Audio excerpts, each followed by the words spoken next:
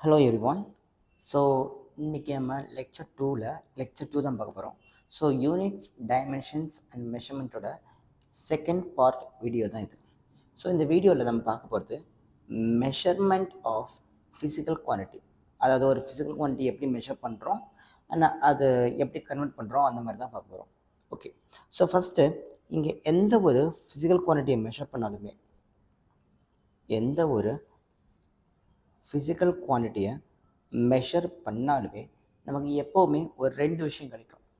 So first என்னென்னா ஒரு numerical value கிடைக்கும் அண்ட் அதோடு சேர்த்து ஒரு யூனிட் கண்டிப்பாக கிடைக்கும். ஓகே, ஸோ நியூமரிக்கல் வேல்யூ நான் வந்து என் அப்படின்னு சொல்கிறேன், யூனிட்டை வந்து யூ அப்படின்னு சொல்கிறேன். ஸோ ஃபார் எக்ஸாம்பிளுக்கு நான் வந்து ஏதாவது ஒரு பாடி எடுத்துக்கிட்டேன் அப்படின்னா அந்த பாடியோட மாஸை மெஷர் பண்ண முடியும். அப்போ மாஸ் அப்படின்றது எனக்கு ஃபிசிக்கல் குவான்டிட்டி அப்படின்னா அந்த நியூமரிக்கல் வேல்யூன்றது சம்திங் ஒரு 5 kg இருக்கலாம்ல. சாரி, நியூமரிக்கல் வேல்யூன்றது 5 அண்ட் கூட வரக்கூடிய யூனிட் வந்து கேஜின்னு எடுத்துக்கிறேன். அப்போ மாஸ் அப்படின்றது ஒரு physical quantity and numerical value வந்து 5 அண்ட் யூனிட் வந்து கேஜி.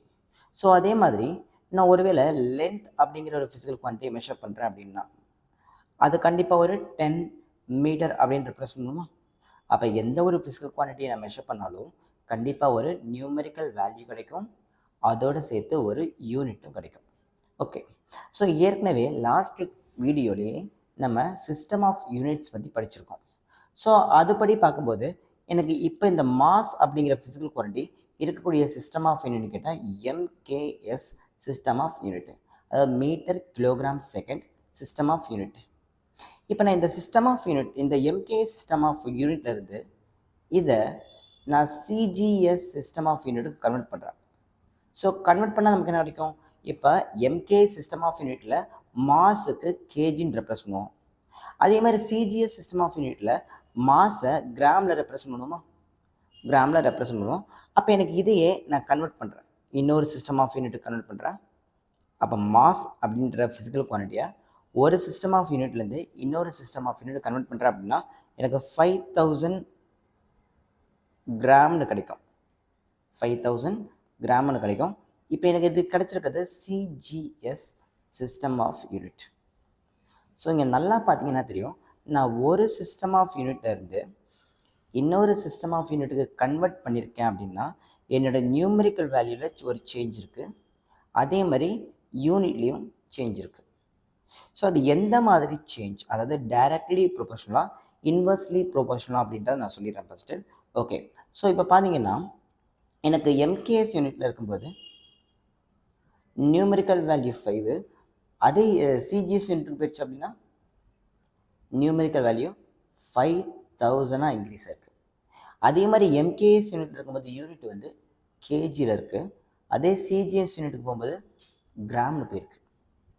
ஸோ இங்கே நல்லா செக் பண்ணிங்கன்னா தெரியும், எம்கே சிஸ்டத்துலேருந்து நான் சிஜிஎஸ் சிஸ்டத்தை கன்வெர்ட் பண்ணுறது நியூமரிக்கல் வேல்யூ இன்க்ரீஸ் ஆகிருக்கு, ஆனால் யூனிட் என்ன இருக்குது நமக்கு டிக்ரீஸ் ஆகிருக்கு.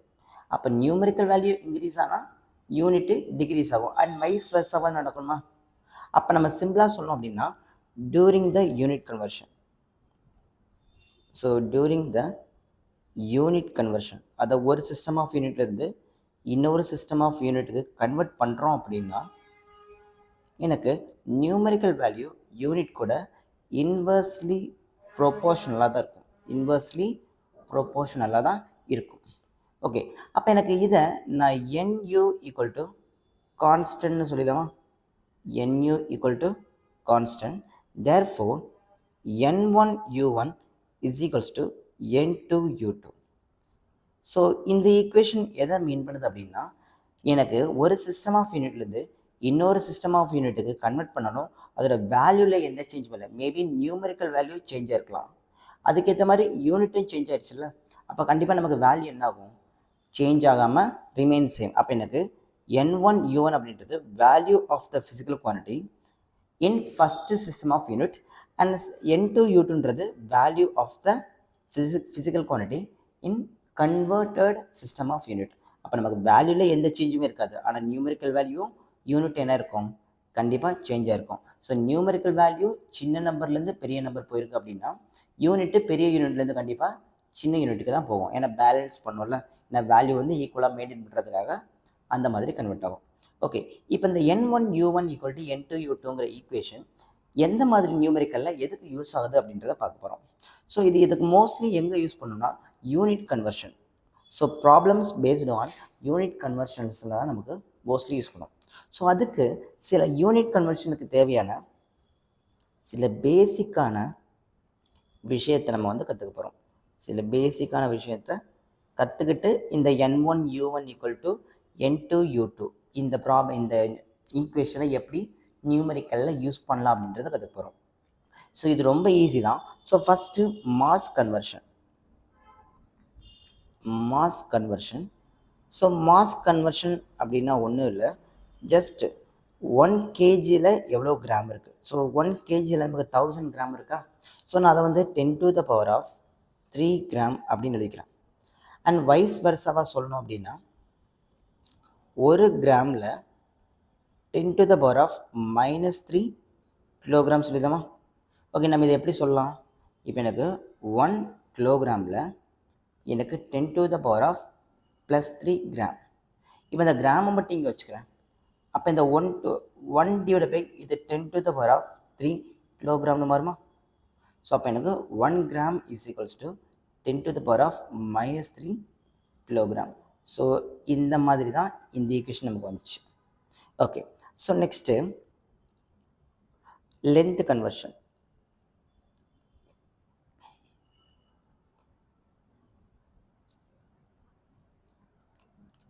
லென்த் கன்வர்ஷனில் மீட்டருக்கும் சென்டிமீட்டருக்கும் தான் பார்க்க போகிறோம். அப்போ எனக்கு 1 மீட்டரில் எனக்கு 100 சென்டிமீட்டர் இருக்கும். அப்போ அதை 10⁻² சென்டிமீட்டர் சொல்லலாமா. அண்ட் வைஸ் வர்சாவாக சொல்லணும் அப்படின்னா 1 சென்டிமீட்டரில் 10⁻² மீட்டர் இருக்குன்னு சொல்லிக்கலாம். ஸோ இது எல்லாமே நமக்கு நியூமெரிக்கலில் யூஸ்ஃபுல்லாக இருக்கும். ஸோ அடுத்து time conversion. So time conversion நமக்கு நல்லாவே தெரியும்.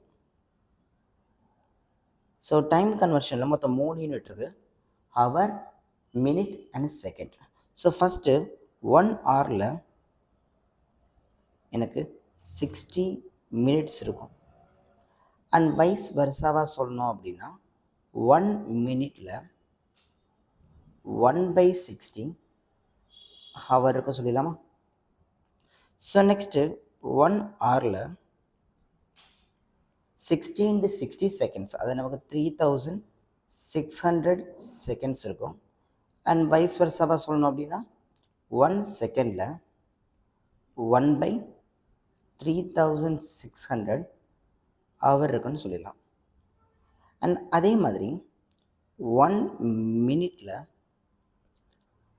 60 செகண்ட்ஸ் இருக்குன்னு சொல்லுவோம். அண்ட் வைஸ் வர்சாவாக சொல்லணும் அப்படின்னா 1 செகண்டில் 1/60 மினிட் இருக்குது அப்படின்னு சொல்லலாம். ஓகே, ஸோ இதெல்லாம் தான் நமக்கு தேவைப்படக்கூடிய திங்ஸ். இதெல்லாம் எதுக்குன்னா நமக்கு நியூமெரிக்கல் அப்ரோச் பண்ணுறதுக்கு இது கண்டிப்பாக இந்த யூனிட் கன்வர்ஷன் திங்ஸ் கண்டிப்பாக தேவை. ஓகே, ஸோ அப்போ முதல்ல பேசிக்ஸான ஒரு யூனிட் கன்வர்ஷன் நம்ம போகலாம். ஸோ ரொம்ப ரொம்ப பேசிக்கான ஒரு யூனிட் கன்வர்ஷன், அது ரொம்ப ஈஸி தான். ஸோ ஃபஸ்ட்டு எக்ஸாம்பிள் வந்து நான் வந்து லென்த் ஆஃப் த ஏதாவது ஒரு பாடி எடுத்துக்கிறேன். அதோட லென்த் அப்படின்றது நான் 10 மீட்டர் எடுத்துக்கிறேன். இப்போ இது எனக்கு இருக்கிறது MKS யூனிட்டில். ஸோ MKS சிஸ்டம் ஆஃப் யூனிட்டில் இது இருக்குது. எனக்கு இதை கொண்டு போயிட்டு CGS சிஸ்டம் ஆஃப் யூனிட்டில் என்னன்னு கேட்பாங்க நமக்கு. அதை மீட்டரை சென்டிமீட்டராக மாற்றணும்.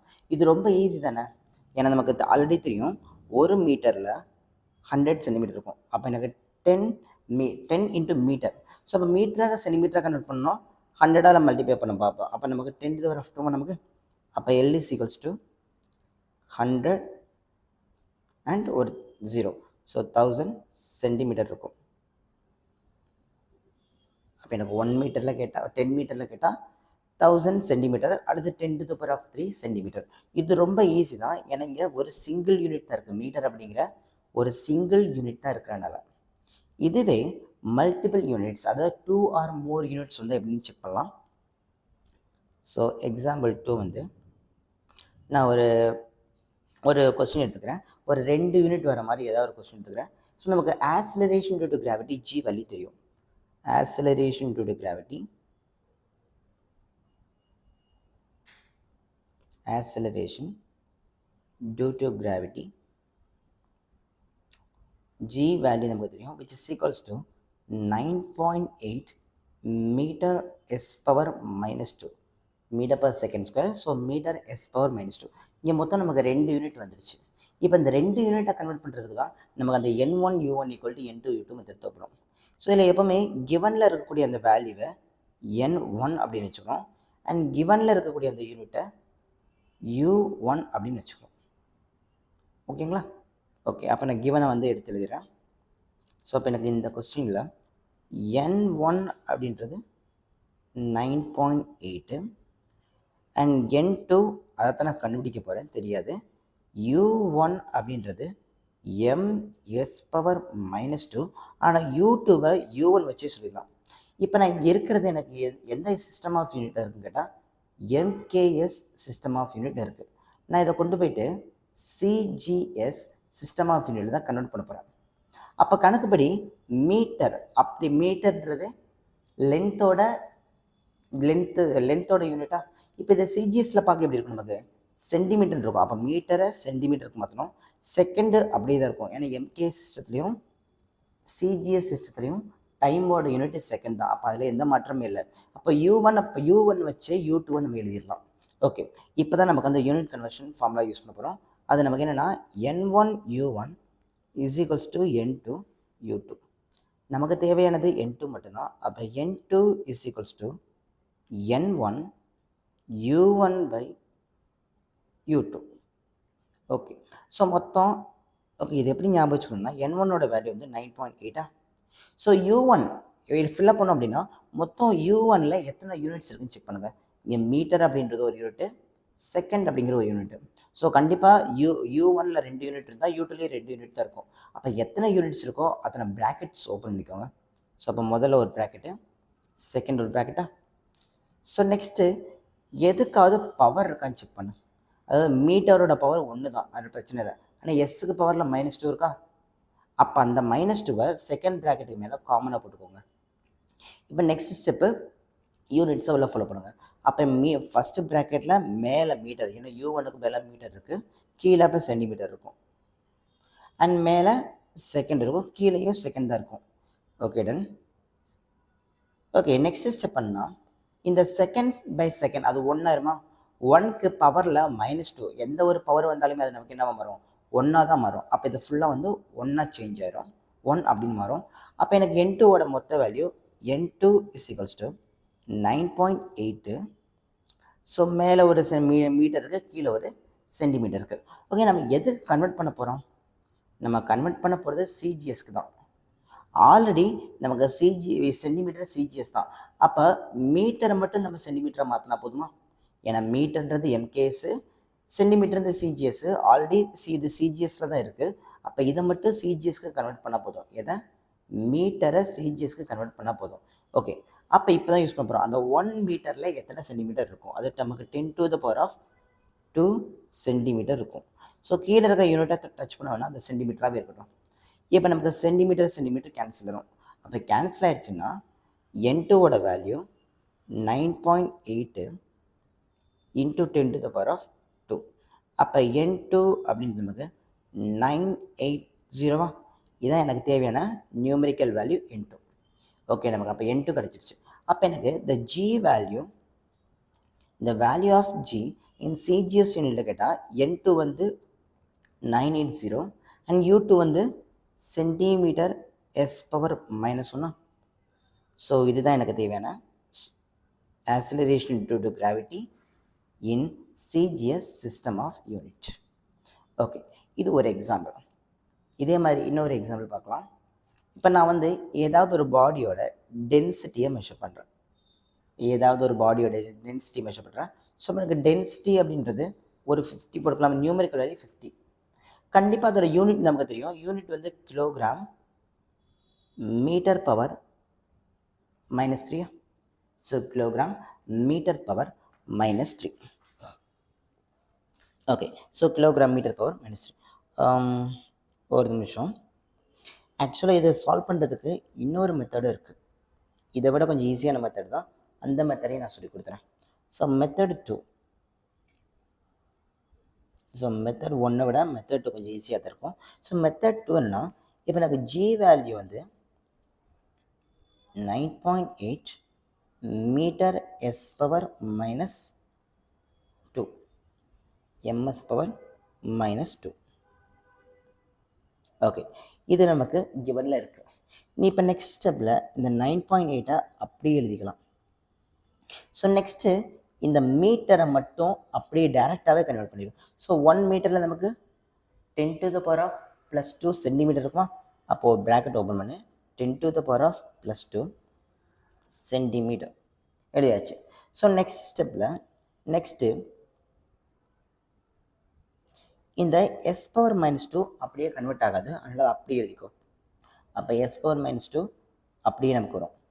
இப்போ கன்வெர்ட் பண்ணிங்கன்னா 9.8 into 10⁻² சென்டிமீட்டர் s⁻⁻2. அப்போ நமக்கு டைரெக்டாகவே கிடைச்சிருச்சா? 980 சென்டிமீட்டர் s⁻⁻2. இது மெத்தட் 2. இது கொஞ்சம் ஈஸியாக இருக்கும் நமக்கு. ஸோ நெக்ஸ்ட்டு நமக்கு density of the body rho is equals to 50 kilogram metre cube. Okay, so அங்கே நீங்கள் நம்ம கிவன் எழுதிக்கலாம். எனக்கு N1 அப்படின்றது 50, N2 தெரியாது, கண்டுபிடிக்க போகிறோம்.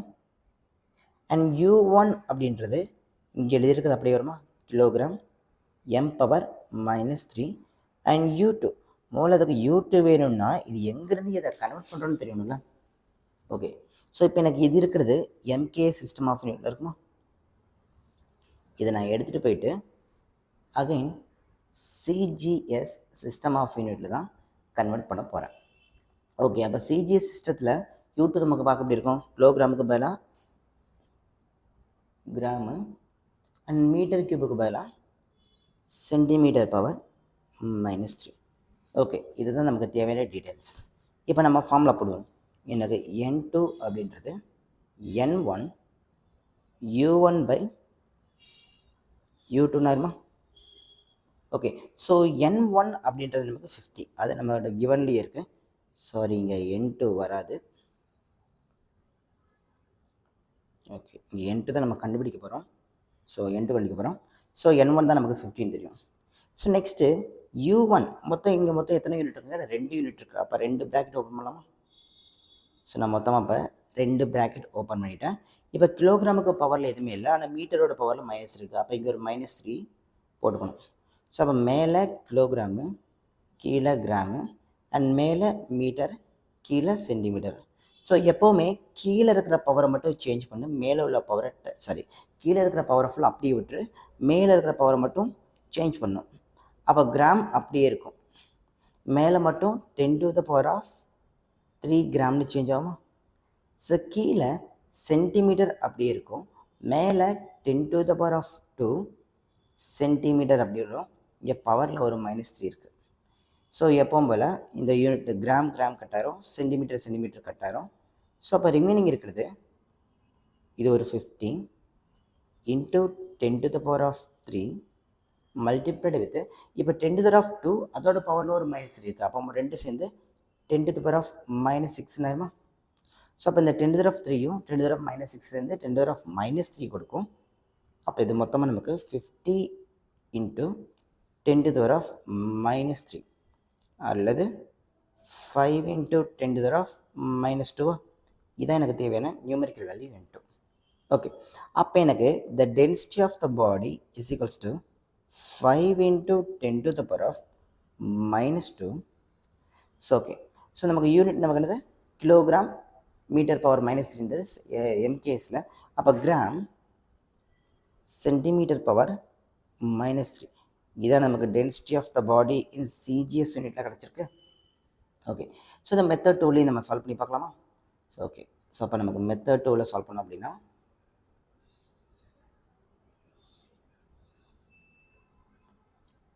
மெத்தட் 2ல் இந்த கிவன் அப்படியே எழுதிக்கும். ஸோ கிவனில் density is equals to 50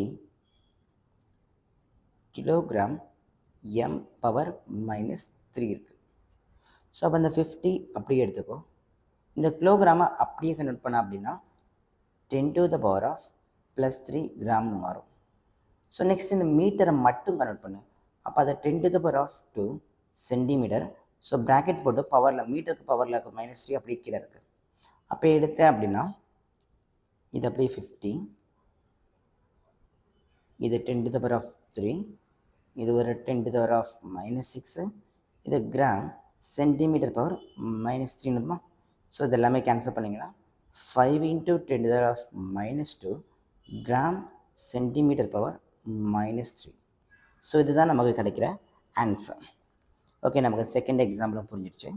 so third example நமக்கு என்னென்னா the acceleration due to gravity. பார்த்த மாதிரியே the gravitational constant, the universal gravitation constant ஜியை கண்டுபிடிக்க பார்ப்போம், capital G. So universal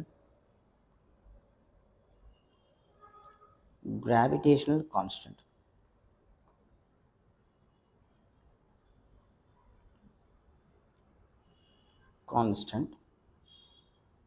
capital G is equals to 6.67 into 10 to the power of minus 11 Newton meter square kilogram power minus 2.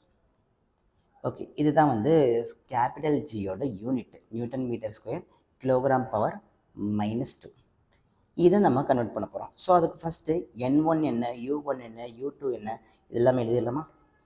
Okay, so நமக்கு N1 அப்படின்றது 6.67 into 10 to the power of minus 11 and N2 என்னன்றது எனக்கு தெரியாது, நம்ம அதை தான் கண்டுபிடிக்க போகிறோம்.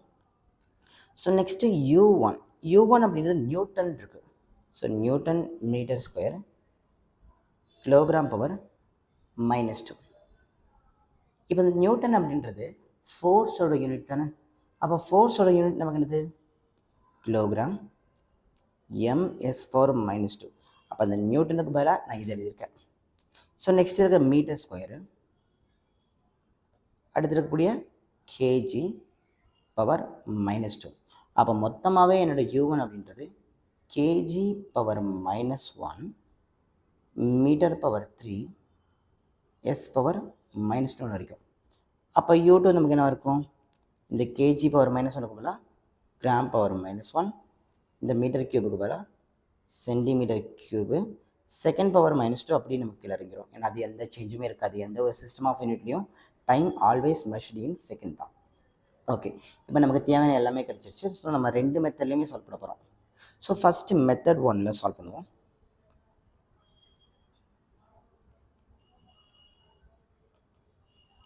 ஸோ மெத்தட் 1ல் சால்வ் பண்ணோம் அப்படின்னா எனக்கு N2 is equals to N1 into U1 by U2. Okay, நமக்கு N1 எவ்வளவு 6.67 into 10 to the power of minus 11. மொத்தம் எத்தனை யூனிட் இருக்குது, 1 2 3 யூனிட் இருக்குது. அப்போ 3 ப்ராக்கெட் ஓப்பன் பண்ணுறேன்.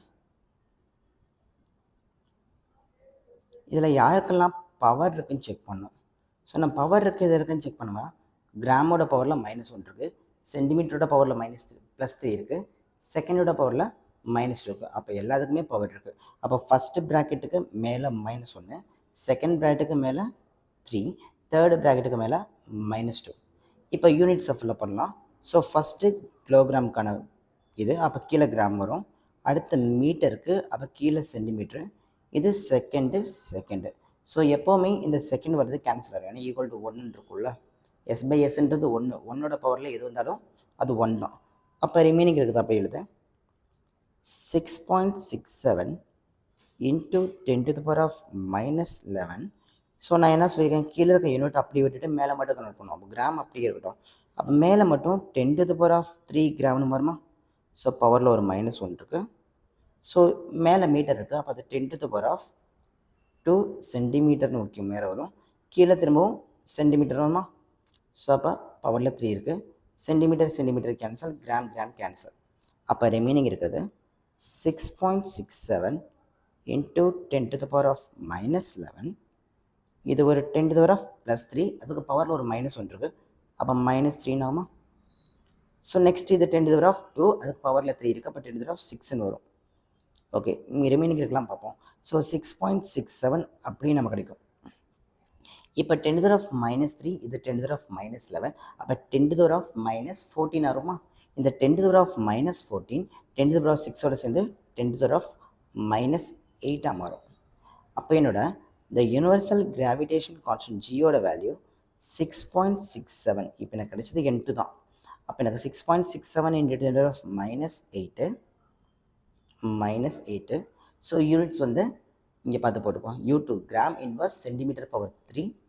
So gram inverse centimetre power 3 second power -1. இதுதான் நமக்கு the Newton's so universal gravitation கான்ஸ்டன்டோட G வேல்யூ.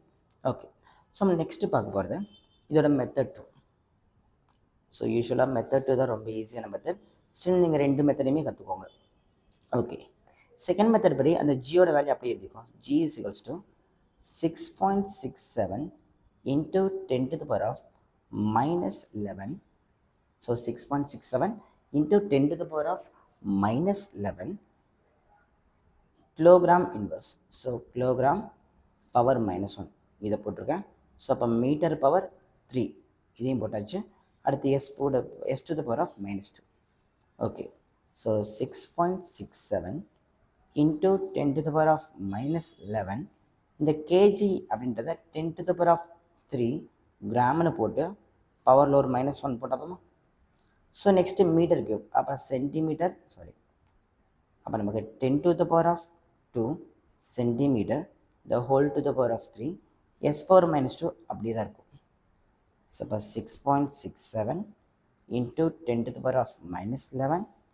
இது ஒரு 10 to the power of -3. இது ஒரு 10 to the power of 6 gram inverse centimetre power 3 S power -2 ஆகும்.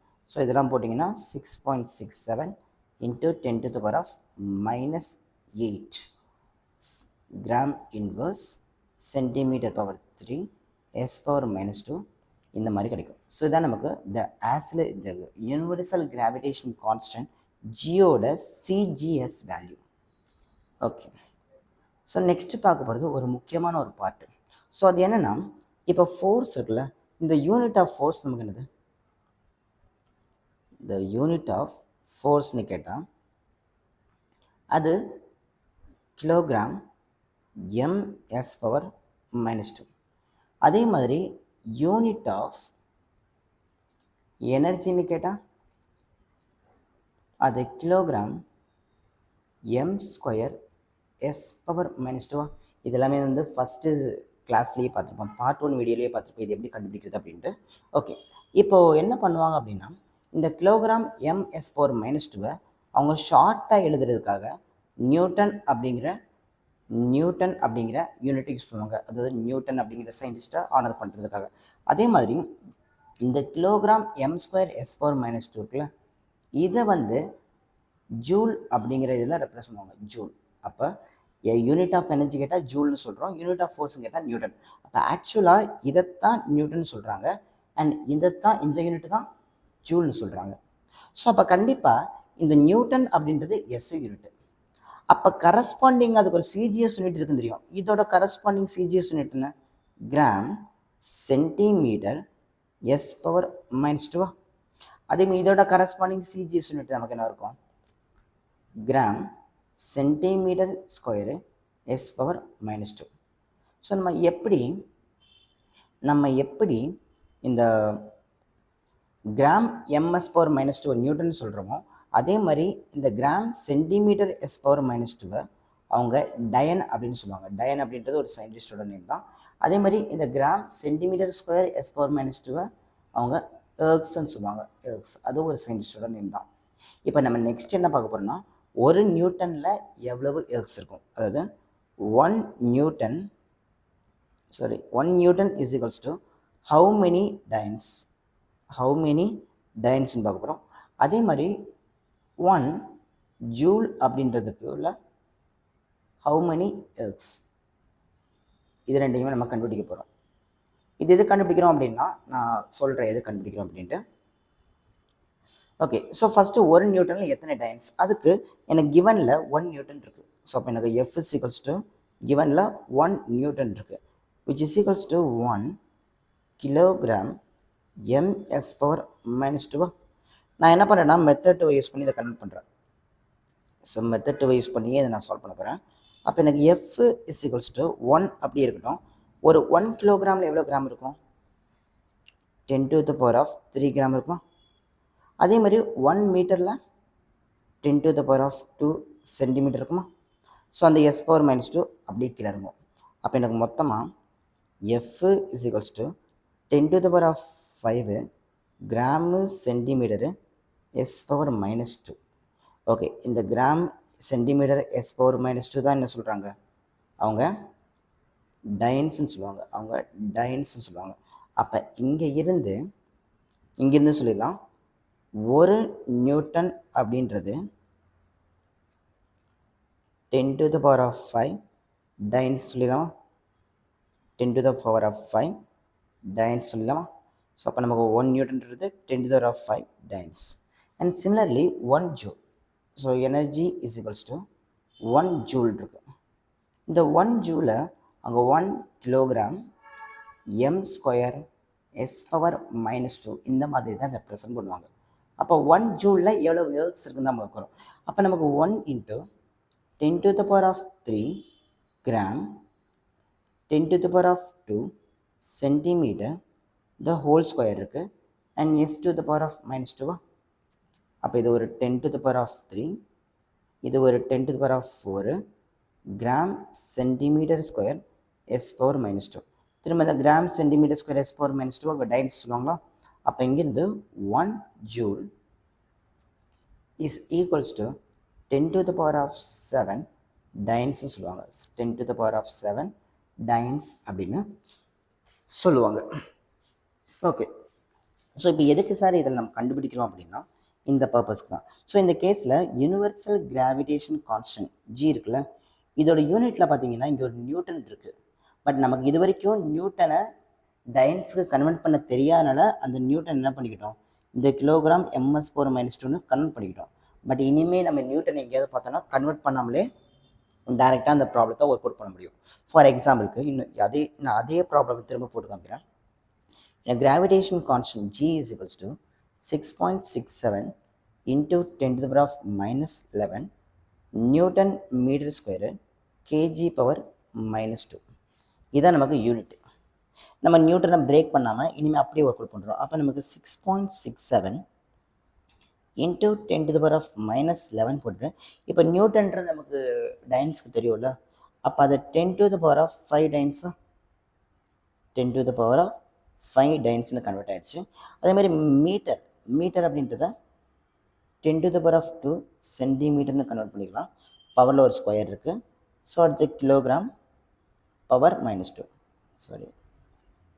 ஸோ கிலோகிராமை நம்ம வந்து 10 to the power of 3 gram power minus 2 இந்த மாதிரி கன்வெர்ட் பண்ணிக்கணும். ஸோ அப்போ 6.67 into 10 to the power of minus 11, இது ஒரு 10 to the power of 5 கொடுத்துருக்கு. அண்ட் இது ஒரு 10 to the power of 4, இந்த 2 இதோட மல்டிப்ளை ஆகுமா? அப்போ 10 to the power of 4 and இது ஒரு 10 to the power of 6. So மிச்சம் இருக்கிற யூனிட்ஸ் அப்படி எழுது. இது டைன்ஸு. இந்த ஸ்கொயர் வந்து சென்டிமீட்டருக்கு தான் சொன்னோம். அப்போ centimetre square gram power minus 2 ஆயிரும் நமக்கு. சாரி, இங்கே மைனஸ் 6 வரும். ஓகே, இப்போ மைனஸ் 11 மைனஸ் 6 மைனஸ் 17 ஆகுமா? மைனஸ் 17ல் ஒரு 9 போச்சுன்னா மைனஸ் 8 வரும். அப்போ எனக்கு 6.67 into 10 to the power of minus 8 dynes centimetre square G power minus 2. So அப்போ இனிமேல் நம்ம நியூட்டன் எங்கேயாவது பார்த்தோம்னா அதை கிலோகிராம் எம்எஸ் பவர் மைனஸ் 2க்கு நம்ம கன்வெர்ட் பண்ண தேவையே கிடையாது, நம்ம டைரெக்டாகவே யூஸ் பண்ணிக்கலாம். ஓகே, ஸோ நெக்ஸ்ட் வேறு ஏதாவது ஒரு எக்ஸாம்பிள் பார்க்கலாம். எக்ஸாம்பிளுக்கு ஸோ நான் வந்து ஒரு pressure exerted on any body is equals to 15 times centimetre power minus 2ன்னு எடுத்திருக்கேன். ஸோ இப்போ ஒரு சேஞ்சுக்கு நான் கிவனில் சிஜிஎஸ் கொடுத்துருக்கேன். இதை நான் கொண்டு போயிட்டு எம்கேஎஸ் சிஸ்டம் ஆஃப் யூனிட்டுக்கு கன்வெர்ட் பண்ண போகிறேன். ஓகே, நமக்கு ஆன்சர் என்ன கிடைக்குது பார்க்கலாமா? ஸோ டேரெக்டாக நம்ம மெத்தட் 2 அப்ளை பண்ணோம். இட்ஸ் 15. இப்போ டைன்ஸை நான் டேரெக்டாகவே நியூட்டனுக்கு கன்வெர்ட் பண்ணலாம். அப்போ ஒரு நியூட்டனில் நமக்கு 10⁵ டைன்ஸ் இருக்கும். அப்போ இங்கேருந்து வைஸ் வர்ஸாவாக எழுதணும் அப்படின்னா ஒரு டைன்ஸில் 10⁻⁻5 நியூட்டன் சொல்லலாமா? அப்போ ஒரு டைன்ஸில் 10⁻⁻5 நியூட்டன் இருக்குது. ஸோ அதே மாதிரி ஒரு சென்டிமீட்டரில் 10⁻⁻2 மீட்டர் இருக்குது. பவரில் ஒரு -2 இருக்குது. அப்போ மொத்தமாக எழுதணும் அப்படின்னா 50 × 10⁻⁻5 × 10⁻+4 நியூட்டன் மீட்டர் பவர் -2 வரும். அப்போ 50. ஸோ இங்கே ஒரு 0 இருக்குது. இந்த 10⁻+4 சேர்ந்தால் 10⁻5 வரணும். இந்த 10⁻+5 இங்கே இருக்கிற 10⁻−5ஓட மல்டிப்ளை வெறும் 5 வரும். அப்போ எனக்கு pressure equal to 5 newton metre power -2. So இந்த மாதிரி நியூமெரிக்கல் அப்ளிகேஷன்ஸ்க்கு தான் நம்ம யூஸ் பண்ணுவோம். அந்த N1 U1 = N2 U2 அப்படிங்கிற மெத்தடை நம்ம யூஸ் பண்ணுவோம்.